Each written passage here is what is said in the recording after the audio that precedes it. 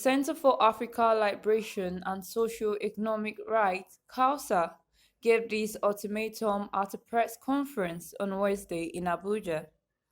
Speaking on behalf of the group, Executive Director Princess Ajibola said Amnesty amplified the claim that 78 persons were killed at Lekki toll gate, even without any tangible proof. According to Hajibola, the consequence was an arson which paralyzed Nigeria's economy, with many businesses destroyed. The Center for Africa Liberation and Socio-Economic Rights, CALSA, welcomes you to this press briefing, one of our interventions since the start of the End SARS protests that have now been hijacked, repurposed, and deployed as a destructive force by individuals and organizations that do not mean well for Nigeria. By way of a quick clarification, CALSA is not opposed to genuine, legitimate, and orderly protests against incidents of brutality and human rights abuses, irrespective of who or what the offending entity is.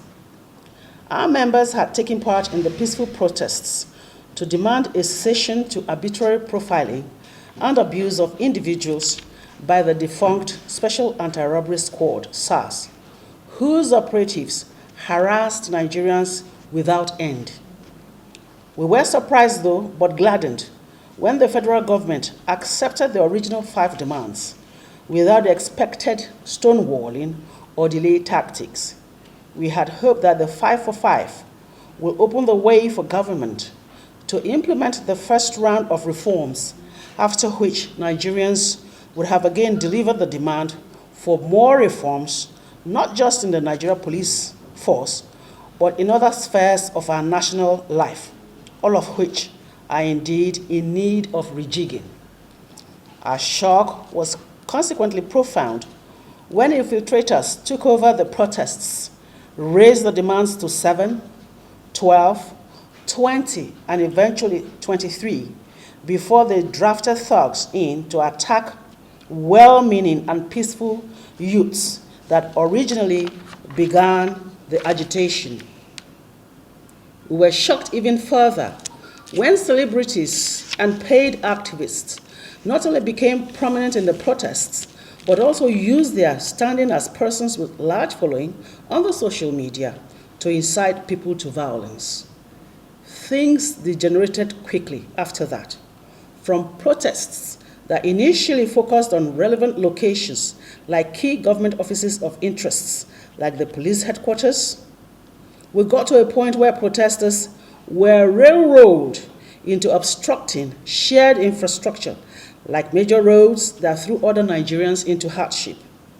Even people with life-threatening hospital emergencies were unable to commute to access health care. We are still trying to verify how many people died from these irresponsible tactics. We still feel scanned that protesters unwittingly ended up as human pawns.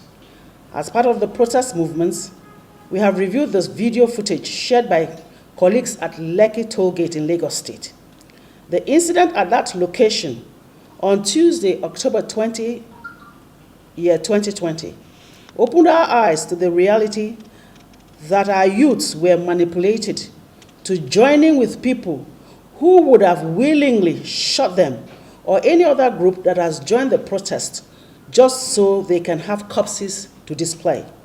Thankfully, things did not get to that stage before we found out that our youths had been in bed with the enemy. Yes, soldiers shot into the air at Lekki toll gate, but no, we did not witness any massacre. Neither did we see any, not one of the 78 people that the protesters used social media to mislead the world into believing were killed.